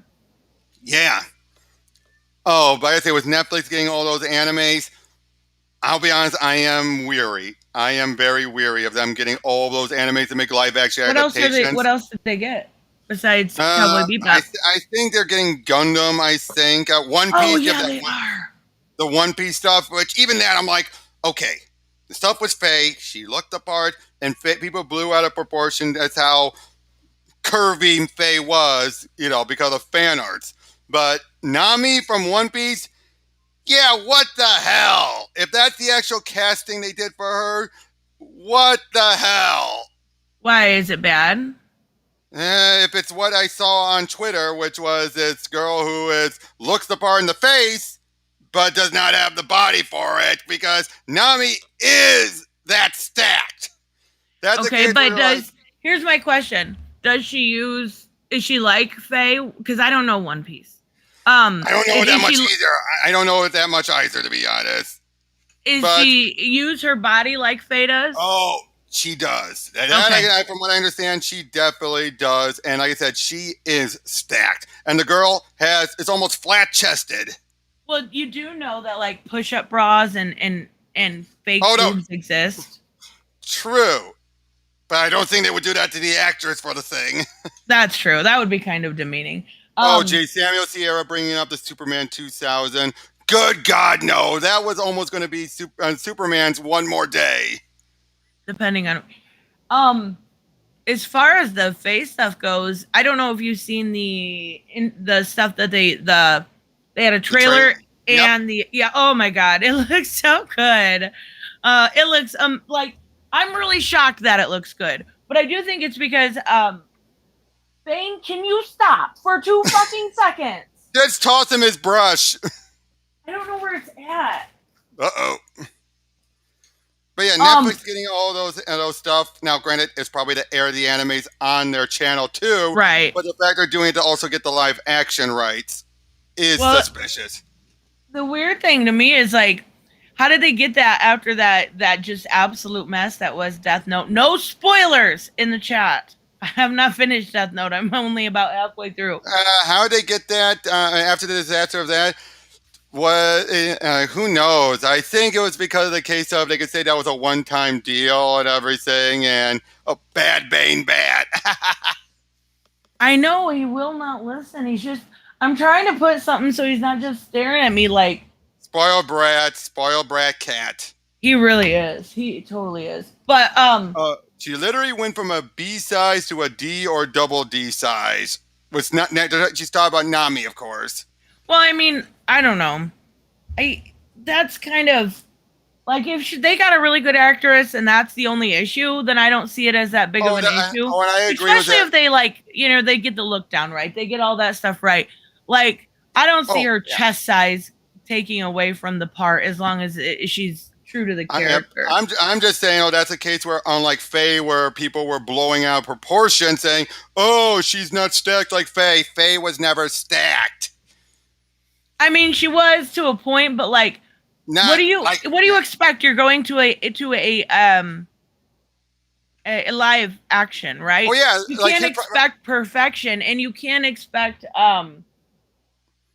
Angelina Jolie as Lara Croft. That was perfect, though. Yeah, but she still had to stuff her bra because because even though she was the closest actress who both had the face and the bod, it still wasn't close enough. Nobody complained that her boobs weren't triangular. Well, no, that was the other actress from the other movie. Don't you remember the old? Oh no, I know. Lara Croft. I know. I'm just saying the actress from the other movie actually called out saying, "Hey, my boobs aren't triangular like hers." That's so Um, funny. what was her name? Uh, Alicia Vikander. Oh, okay, yeah. Wasn't she in Suicide Squad? Was she? Like the one leading the revolution? Was that the same girl? No, that Oh, was okay. not her. It's getting away, right? Yeah. Oh, yeah, I know. Oh, yeah, it's definitely. Oh, yeah, but yeah, Anime Faye. She wore tight clothing exactly. Although I always remember that one bit where she's wearing this dress, and it's clear she doesn't have any support. And there's a point where she's running around, this bad guy falls in front of her, and her boobs just jiggle all over the place. It's like someone had a lot of time in their hand animating that. Yeah, that's fan service for you. And I then know. some of it's, good. Some of it's not bad. There's some like Fire Force that is just woo wee. No, that's Alice. Okay. I Yeah. wasn't sure. I maybe they look alike, maybe not. I don't know. I Yeah, don't but remember. again, no, it's just when people are saying now. I'm just saying no. When I'm bringing up with Nami, I'm just saying that's a case where if people are saying they're doing it because they didn't want to follow with what that the look, I cannot argue it compared to Faye. Is what I'm saying. I'm just saying that. I'm not saying that they're right. I'm just saying that's one of those cases where you're like, it's hard to argue against them. Is all I'm saying. Oh no, I understand, but I don't know. With as much like body dysmorphia issues I have, I won't someone make make someone feel bad because they only Oh have yeah. mosquito bites. Oh yeah. I'm completely agree with you. I was just making my own case about that. I'm Oh not saying yeah, that no, I I want totally get to. it. I could care less about One Piece, to be honest. Yeah, I don't know. I don't know anything about One Piece. Isn't it like the one of the longest running? Yep. Although the creator said they are entering their final saga. Of course, how long that'll take is anyone's guess. But the fact of that's starting to wind down and probably be down by 2024, 2025, and from what I understand, a few other ones are starting to wind down. We might get back into another anime recession unless we get something that's going to truly fill in the holes, because I can't think of any that are currently that big that could actually, I think Tokyo we're, Revengers, maybe Chainsaw Man, but those but are near those as I big can, as One Piece and My Hero Academia or yeah, Demon Slayer. Those are huge. Those are like household names ex- at this point. exactly. Those are the household names, but yeah, if when they go, and again, it's gonna be in a couple of years, but still, it's like, yeah, we've reached a new renaissance that matches some of the big names from the '90s and everything, and part of the Yeah. 2000s. But again, if they start to end, it's who knows. I mean, I'm not saying never say never. You never know, of course, but we've been getting a bunch of more mangas and everything that have been more short term. Like, I don't think we're going to get another long runner like One Piece. The only one that's still long running but isn't as big is Case Closed or Detective Conan. And that one is like stupid long. You think One Piece is long? Detective Conan is even longer than that. Yeah, see, just when it's that long, I'm not interested in watching like 500 episodes. Like that's just so much. Oh Um, yeah, 100 I volumes for a case closed. and I think I get that makes me understand a little bit why people are nervous to jump on it, like Action Comics 1036, because they're like, well, there's been 1,000 issues before this. I don't know that story, so I kind of get it. I kind That's of one. do. That's one of the advantages of DC rebooting, though. A Hmm. perfect jumping on point that even Marvel can't say. Well, what I wish they would do is it would be very easy to put something on the cover when a new arc starts, right? Oh So yeah, War World is starting. Put something, have a universal symbol for all the books when a new 500, it's almost 1,000. Okay, yeah, whoops. Um, but put something on the cover when it is a jumping on point. And they don't do that, and that's really dumb because it would help people when they want to start a series and know when to actually jump on. I still think they should do what Earth it's on also, but I don't even think they know at this point. no, no, I doubt it. Although I gotta say that whole Justice League Last Ride, the Justice League Universal. That's an interesting concept. I doubt we'll Yeah, ever I see hope more they done with it. continue that. Yeah, I doubt we'll see more of it, but yeah, Yeah, it was much better than the regular Justice. I'm actually behind on Justice League because I got so. It's not Same that it's here. bad. It's not. It's just that it's not good. It's boring. Except It's for, yeah. mediocre. So I go to the back of the book and read Justice League Dark and then save it for another day. It's just boring. Like that's my biggest issue with Bendis is he's so boring. Except for Green Arrow and Ali and Dinah, who Yes, he does write them very well. I can't tell who writes better. Dinah writes them better, Bendis or Taylor. Oh, Taylor. I'll say that every day of the week. Well, of course you would. I know. I like Tom Taylor most of his stuff. Yeah. I haven't run besides what's going on with I'm curious to see how it's going to go with Kal-El, son of Kal-El, but And of course, besides Dark what's Knight going on with that, I've never read anything bad by him. Oh, exactly. I completely agree because I never read his Marvel work at all. Although, from what I understand, he wasn't paid that well at Marvel. That's part of the reason why. And of course, you had editorial who were just like, do whatever. Right. And I'm not sure that I know he's getting paid top dollar now, but I am not sure that that was even a time when he was one of the higher paid writers. Nope. And I gotta say, you know what's been the biggest disappointment this year for me? It was Batman '89. That was not a continuation. There's no way that was written before. No, I can see some elements. I can see some elements of it. I mean, here's what I think. I think a good general part of the plot was originally planned. I think that once Sam Heim started writing it, he then couldn't help himself. That's what I'm thinking. I'm thinking he's going off of a plot treatment and then expanding the writing with current politics. Yes, and the whole like Burnside is the other side of the tracks, and Batman doesn't go. Like that's not true to anybody in those characterizations. Bringing Selena back. Oh, I could totally have seen that. Totally have.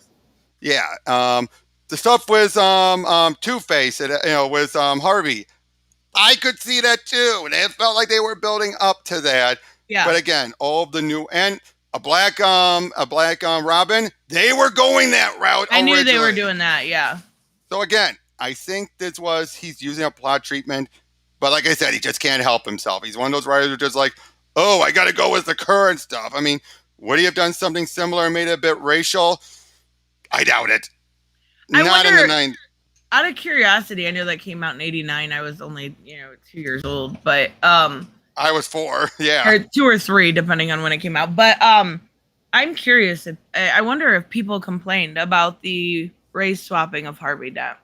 From what I understand, no. Probably because he was just Harvey, and people were just thinking he's a great actor, which I still believe. I still would have loved to do it.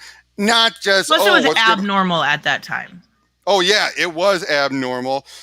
I'll be honest, though. I think more people were complaining about Commissioner Gordon than they did anything else because Gordon was a waste in all those movies. I don't remember. Rather see a comic book adaptation of Batman Triumphant, the stuff that would have had Harley and Scarecrow, and if Joel Schumacher got in his way, because he wanted to actually go back to the original Darkness. Making you feel old. But yeah, he wanted to originally go back to that, and they would have tried and gotten Jack Nicholson and all the others back for hallucination from Scarecrow. Would have been better. Billy D. Williams played Lucius Fox.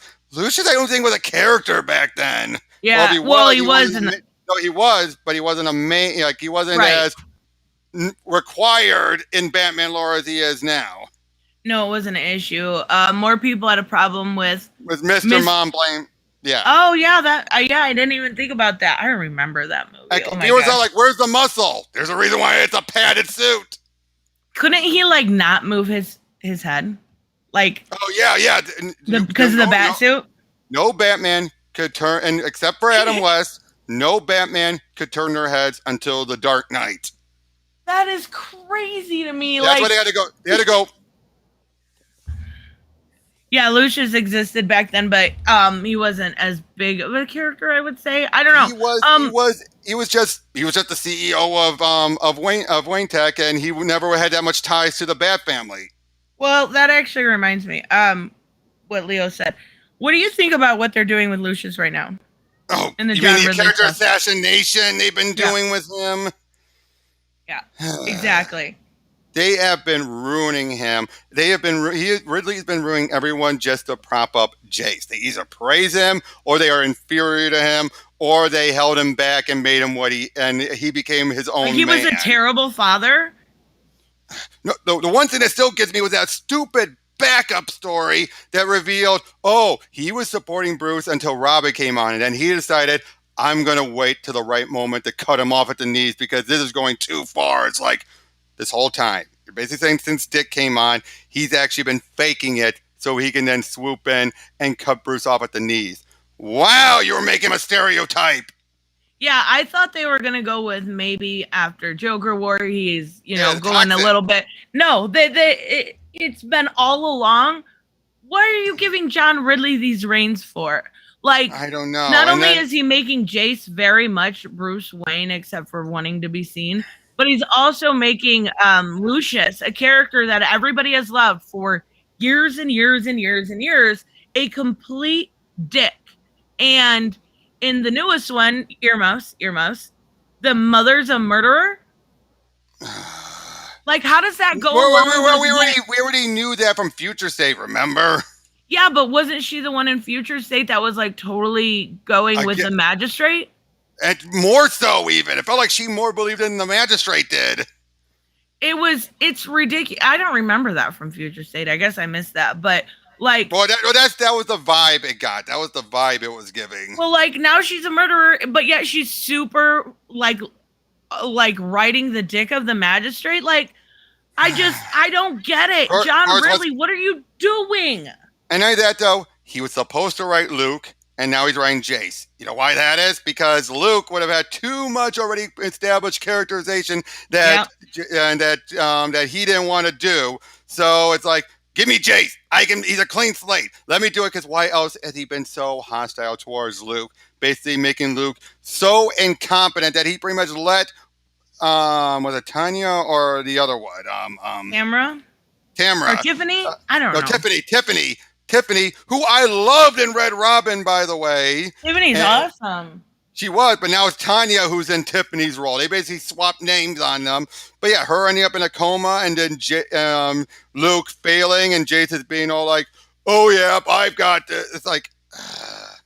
Oh, Bryant Mitchell makes a good point about Telltale Batman. They use Tiffany really well. Really well. And they depending on what you chose, of course. Yep, but they significantly changed the character's origins, and it was like beyond. Like it only works there, but it was like cleverly done. Yeah, and it really was. It was like, oh, I hate this, but it works so well, so now I love it. Like, I was like, I don't want Thomas to be this kind of person. It was like, this works good. Yeah, I love it. Save yourself the headache and frustration. Just stop reading all the. There's no way I could do that. There's me neither. Especially when you have Joshua Williamson coming on for at least an arc and everything, and you have still some good stuff. Like Harley Quinn has been surprisingly good. Yeah, actually it has. I wish they would get a better artist. I don't like Riley Rossmo that much. It's very like shapes is the best way. I don't know. I don't like it. But I've gotten used to it. Yep, Incubus. No, the Magistrate is already established. It's not Max Lord. It's not a mastery of who it is. We know who the Magistrate is now. We didn't during Future State. Yeah, it's Simon Stain. Yeah.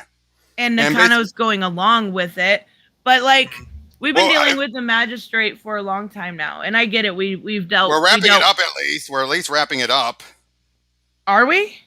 Well, yeah, because remember, in the original Future State, Crane was supposed to surrender.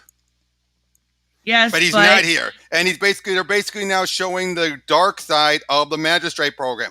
I don't think there's any way of, unless, given what's been going on in Detective Comics, which surprises me just how much major stuff is going on there, the mayor might die. I think he's going to die. That'd be all right. Yeah, I mean, do you think Didn't his husband already die? I think so. Like I'd be okay to get rid of Nakano. Um, he's a little irritating. Like he's not a bad character or No, anything, no, but no. He's not a bad character, but he's been so manipulated, and to the point where it's like you set yourself up for this, dude. I actually like Simon Stain a lot more. Just because he's a lot. He reminds me of like a Jeff Bezos type or something very similar. Like I've got so much money, I just want to play with people's lives. And I can see that being a lot more realistic than what Nakano's just kind of like a bitch. He's kind of like Simon Stegg, almost like I got so much money, even Batman can't stop us and all that. Yeah, they didn't go real original with that name, right? We've No, got they Simon didn't. Stagg, so let's now have Simon Stain. Well, no, the thing though, not everyone is brainwashed though. That's the thing. At least those who are in the program are, but not everyone. It's just that everyone's just gotten so browbeaten, and also how fear. That's what it was. They used fear for it. Yeah, that's the fear state theory or whatever. And I like how they did that like a VR thing where they went back in time or whatever and seen that. I really wish that we would get. I love Ghostmaker. Like he's the best. You know what? I gave Tinian shit at the beginning of this stream, but he introduced some of my like. I love Miracle Molly. She's adorable and cute, and her Secret Files was fucking awesome. I love Punchline. Her backup story, which it's written by Tinian's girlfriend, which is totally not how. Other stuff. She's been writing other stuff though. But that's totally not how she got a main job in the Joker title at all. No, not at all. But it's good. It's good. I know a lot of people don't like it, but I love Punchline. I love Miracle Molly. I love Clown Hunt. Like the characters that he's introduced have been really good. I'll say this: what I love best about Punchline is that Harley was a lot of the insanity of Joker, but Punchline is the mind. She's the tactical mind of Joker. Yeah, I would say so.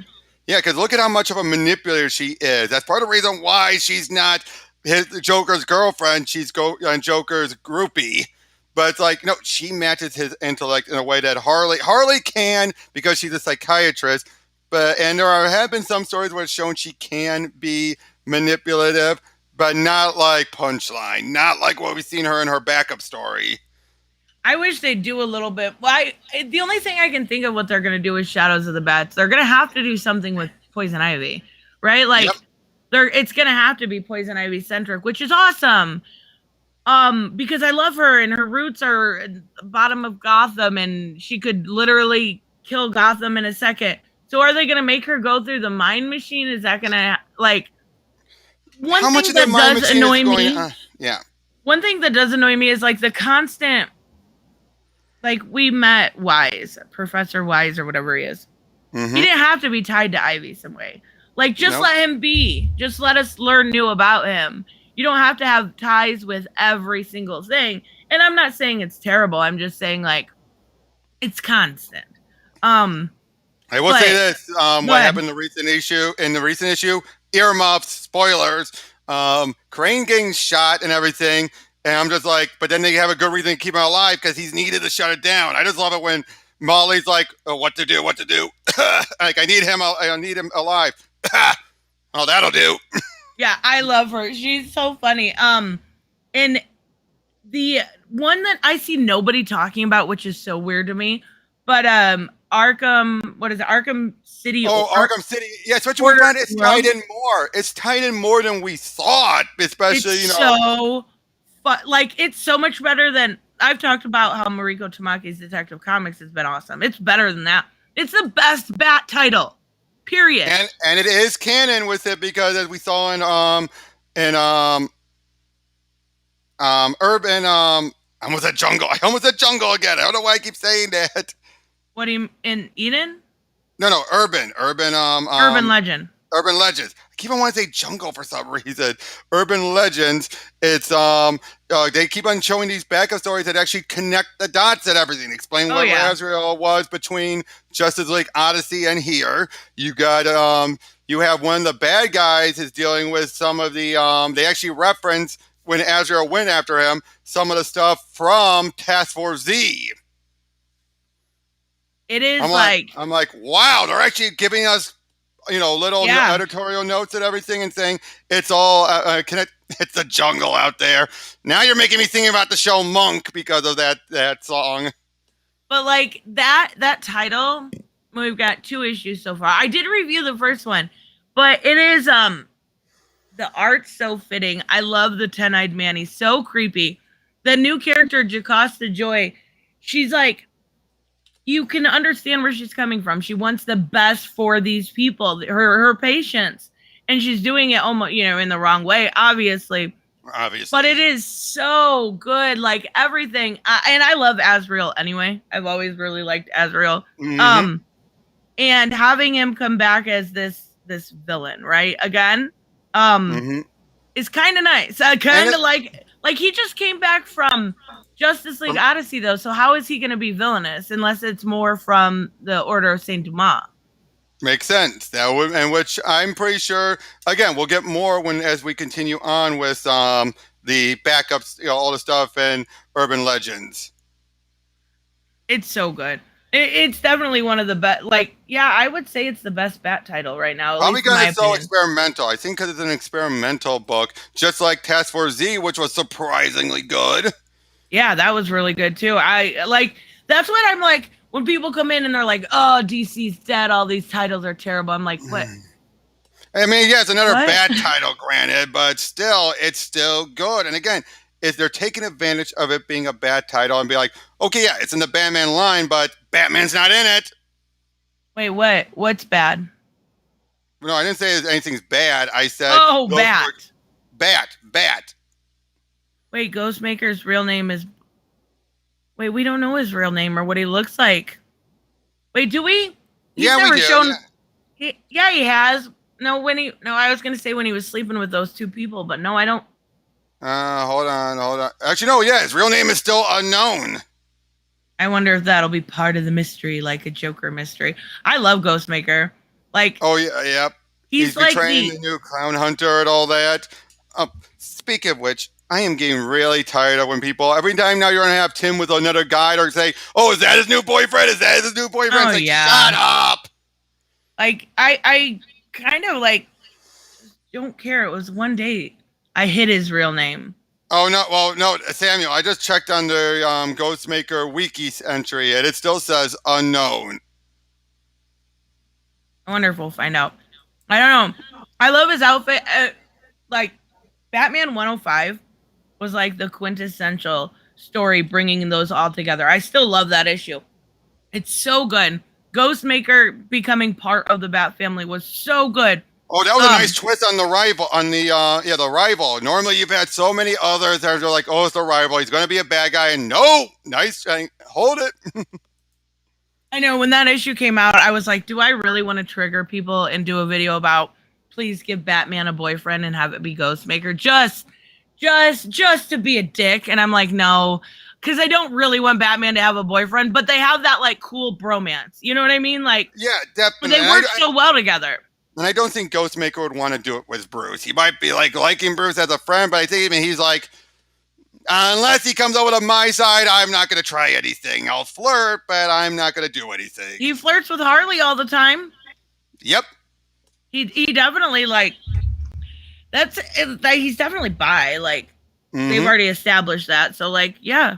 Batman's new boyfriend. You heard it here first. I'm telling you. No, I'm just kidding. I'm totally kidding. I don't want that. I just think it's funny. I like their interactions. I think the dialogue between them is organic.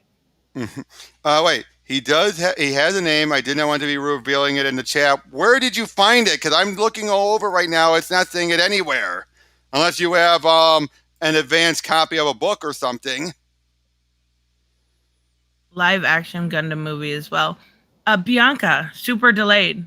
Yeah, you're away. I love Bianca. I just edited our video we recorded yesterday about do comic book adaptations need to do comic book movies need to stick to source material? There we go. I got it out. I'll say that's a good question. Personally, I would say one, it depends on the line. If it's like an indie book and everything, probably, and I think you could take more liberty towards that. But I'd say keep it 70% following. That's my opinion. Keep it 70% following the source material. Otherwise, you can make make broad strokes with everything, is what I say. But I don't want And I another kind of went, Catwoman. I don't want to give my video away because then nobody will watch it. But I kind of went 50-50 on it. Depends. If you're doing something like Injustice and you ruin Injustice, then yeah, you should have probably stuck closer to source material. But if you're doing something like a live action Batman, then I think 50% is good enough. As long as you have the tone and as long as you have, like, you can't make a Batman movie where he kills. You can't make a Spider-Man movie. Act. I know I he's think, killed in all of them, and I don't like any yeah. of them for that. But I think they do it so casually. Sometimes it just goes right over your head. Sometimes. He totally kills in the video games too. Oh Like, yeah, he oh yeah, the definitely original. does. I've thrown people off of buildings on purpose to be like, haha. Oh, Incubus. You're talking about Judd Winnick's Batwing. Yeah, I remember him. He retired. I don't remember him. Yeah, The he was the original. Okay, Yeah, yeah. what was his name? David Zavimbi. Why didn't they just do an Injustice trilogy? Yep, or a series like Invincible. Well, It could have that's been because so good. I think I'm going. He didn't say anything obviously, but I'm going off of what Jeremy Adams had described was Mortal Kombat. I think that they each take one of these as this could be the only one, this could be the last one, and all that. Right. Jeremy Adams. He is such. Oh, my I God. want him on again. I want him on again. Like, So, if yeah. anybody deserves sales, it's him. Like, he is such a fan. Yeah. And I love that. He's not just a identity or somebody hired or something like that. He is a true blue fan, and including his children. Oh, he's such a sweetheart. He was. Oh yeah, I still always love when he said, "Yep, gave him the royalty check to my daughter." That might have been a mistake. It was so cute. Like, truly a somebody that deserves, like, I wish they would, do more with the Flash family and he could include the others, but I really thought he was a good probably my, and I hate to say this because I had like Dan Jurgen and some others, but like, as far as like enthusiasm, probably my favorite interview I've done so far, just because Same here. He was so passionate. Miracle Molly is heading to jail. Okay. Are you giving spoilers, dude? Do not give any spoilers. No. I'll save her. But yeah, I mean, I mean, with him, he deserves so much more, and I think there's going to be great stuff coming his way. I personally think, I'm thinking he's going to be following in the same track as Williamson, just climbing his way up. So. Yeah, and I just realized Williamson's actually been working at DC quite a long while, actually. He actually was working on some of the stuff with, he did the Flash, ironically, the Flash one-shot during, Darkseid War. Oh, Bianca. They have, I forgot about that. I was going to put something on my community post and I didn't. Jason Liu, his, all-nighters free on Comixology. Nice. I definitely want to check that out too. He was on Word Balloon. I always want to say Word Bubble. I'm gonna have him on at one time too, John. But I'm not hearing any echoing. I'm echoing. That's what he said. Well, I hear myself in my ear now too. Oh, by the way, I shared your video on Superman. Philip Kennedy Johnson saw it and he commented on it.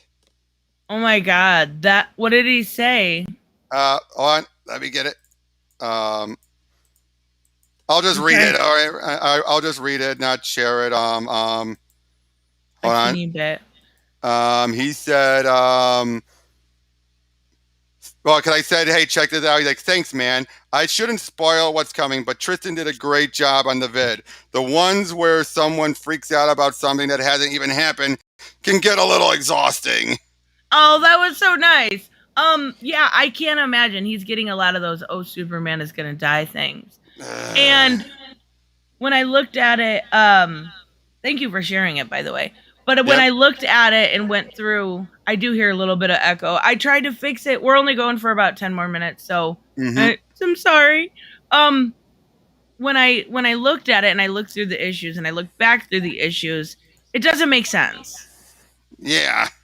I do feel like he's going to be depowered on Warworld, and that's what we're going to have to deal with. I don't think that we're going to have. They're not going to kill Superman. They're just. Nope.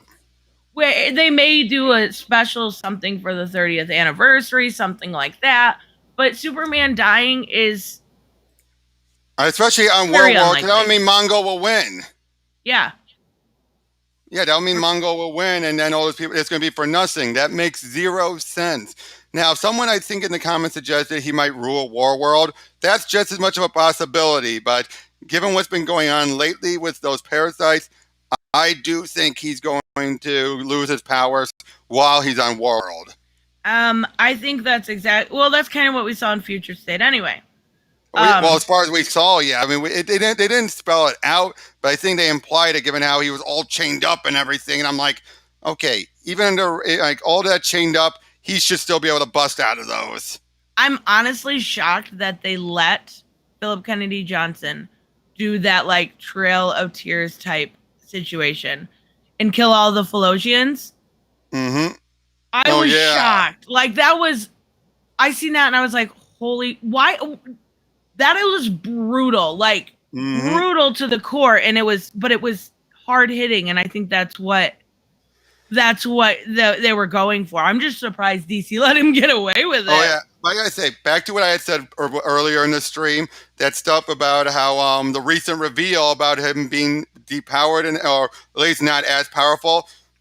Again, that puts into context, that does explain why he was so willing to risk international incidences and everything, as opposed to using his might because he couldn't.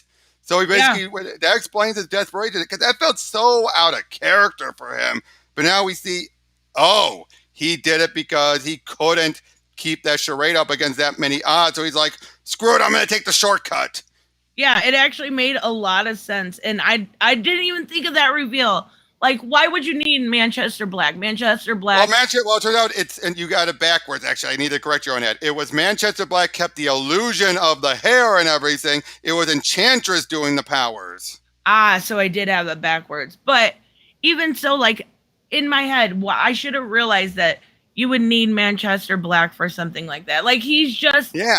And he's such a good character, but he's very underutilized, right? He's from. Well, he kind of brought it on himself, given how you have only so many times where he can come off as a villain. Even Tomasi made him a villain during Rebirth.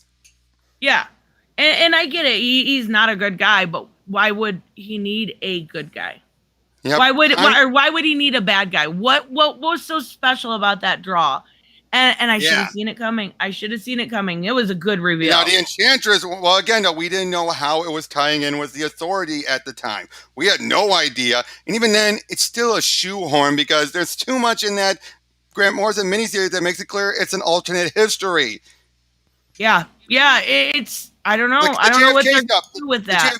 The JFK stuff. You're basically saying Superman was around back during JFK? What? Yeah, I'm curious to see how they're going to explain that one away. Yes, and now to be fair, this isn't the first time Superman's been infected with something and gained green and gray hair, because he actually had that happen to him during what was the guy's name? Chuck Austin's run of Action Comics, where he got infected with liquid kryptonite in his cells, and he was slowly weakened, and by the end of it, he had the gray temples and everything. I think, like, even that, if for anything else, that Superman and the Authority, the art, they, like, put so much in there for the female gaze. They totally did. They, like... Yep. Like, it's one of those memes, like, I'm interested in the plot, and then you just have Clark taking off his shirt every other panel. Like, and Janin, or however you say his name. Janin, yeah. Janin, his art is so fantastic. Yep, and I will also say this: those complain about saying, "Oh, we got a trans or non-binary OMAC." The other OMAC that Dan DiDio created is still around, guys. He's not gone anywhere. So technically, we have now two, and again, Morrison stuff was now really supposed to be canon. So now we do have officially two different OMACs. Ew, no mullet. The funny thing is, Dan Jurgens would correct you on this. It wasn't a mullet. It was long hair because remember, a mullet is business in the front, party in the back. Because of the S curl, he still had long hair in the front. Yeah, I guess you're right. It But was people kind keep on of. saying, people kept still call it a mullet, which would drive again Jurgens especially crazy because it's like it's not a mullet. It was something else. I'm just glad it's gone. I'm just no, Tristen quit calling me out. I'm sorry. I don't even know what I said. Okay, well we gotta start wrapping it up anyway. I gotta get back to work. Business in the front, party in the back. That's right. Yep. Layout. Yep. Make sure you guys. I'm totally going to tell you this now. I know I'm kind of stealing this, but make sure you guys, me and Bianca, have a video coming out. It's gonna be every Monday. So we discuss comic book movie or comic adaptations rather, and that should be fun. I gotta do a video still today, but Yep. that one, Well, that I always love doing those videos with Bianca. She's so sweet. yep. Well, Tris, again, thank you for Oh, no coming problem. on. I had fun. Yep. It has been such a long time coming, and I can't wait for the next time I remember on your show again. Maybe we could talk about another comic series like we did with Deceased. Yeah, absolutely. That sounds fun. Yep. Well, thank you all, everyone else for joining in. I hope you had fun, and we'll catch you all later. Take Bye, care. guys.